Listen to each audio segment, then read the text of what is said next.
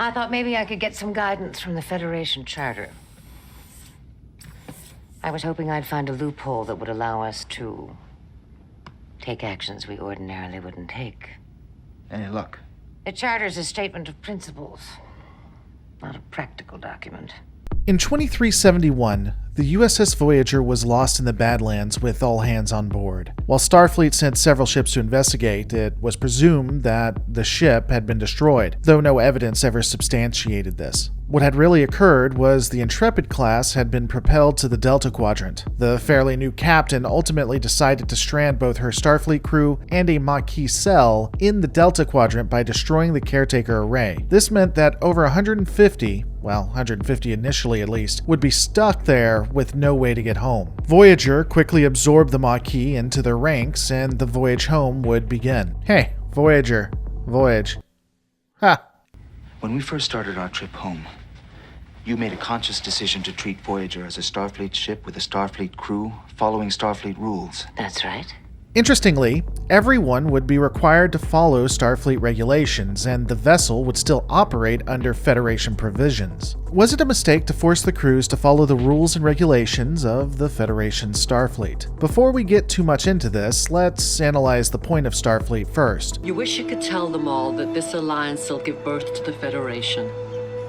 Established by the Federation Charter, Starfleet is both the scientific and military arm of the United Federation of Planets. Starfleet ships would primarily be utilized for science, but come to the defense of both member worlds and non-member worlds alike, at least as the need would arise. We don't know everything in the Charter, but we do know that it does encompass Starfleet's general orders and regulations, which includes Regulation 3, Paragraph 12. In the event of imminent destruction, a Starfleet captain is authorized to preserve the lives of his crew by any justifiable means. Now, I know it's kind of weird for me to bring that up, but you may know where I'm going with this. What I think this regulation empowers me to do, and what I'm really asking is, should Janeway have completely abandoned Federation ideals and Starfleet regulations in order to get her crew home safely? You're suggesting we abandon our principles just because we're out of hailing range. Captain, this was the 4th attack in 2 weeks.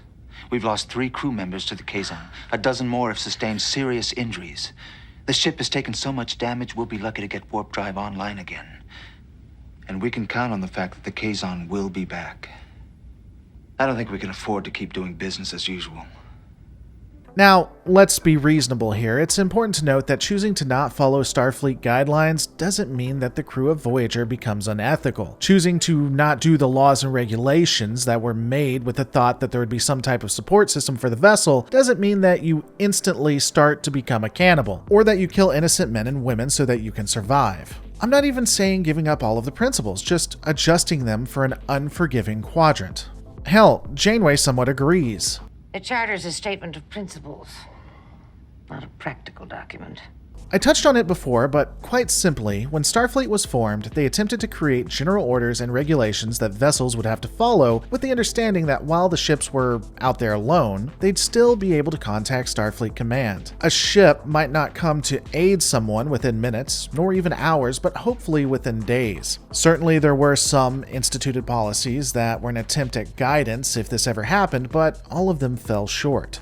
However, the authors of the 22nd and 23rd century could not have possibly foreseen that a ship in the 24th century would be stranded in the Delta Quadrant. A new rulebook and a new game plan needs to be forged, at least if we care about getting everyone home safely. Oh, the almighty temporal prime directive. Take my advice. It's less of a headache if you just ignore it. Throughout Voyager's travel, they would lose at least 37 people that never would see home. However, it wasn't the first 37 that seemed to bother Janeway, at least not to the point of her going crazy. Any final words of advice for your old captain? Wait, don't tell me. I'm being impulsive. I haven't considered all the consequences. It's too risky. Thanks for the input. But I've got to do what I think is right.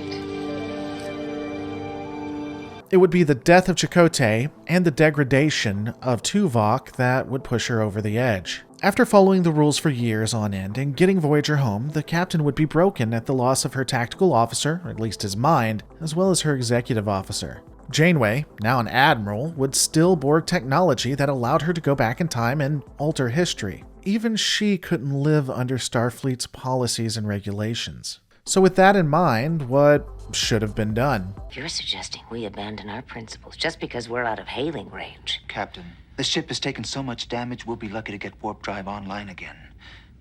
And we can count on the fact that the Kazon will be back.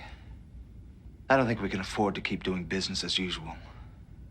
Well, in my opinion, Janeway should have completely abandoned Starfleet regulations and morality. While I don't know about individual alliances, certainly being friends with the Kazon seemed a bad idea. Discussions and negotiating peace, and the ability to traverse space unencumbered through trade of technology, knowledge, and culture isn't unreasonable. When a situation presents itself that puts them in danger, then looking at how the Maquis had dealt with superior enemies and keeping a low profile seemed to have value. Certainly Janeway did this sometimes. In the end, Star Trek Voyager shows us that no one can possibly follow Starfleet policies and survive, at least not while on the other side of the galaxy. Hell, arguably, you couldn't even keep the spirit of the Federation if you wanted everyone to get home. But again, all of these are my opinions. What are yours? Let me know in the comments below. Don't forget to rate, comment, subscribe, and guys, remember, all of our lives are a story. Make yours a good one.